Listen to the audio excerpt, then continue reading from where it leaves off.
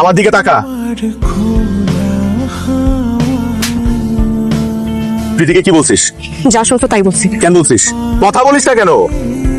আমি তোমাকে ভালোবাসি। কি?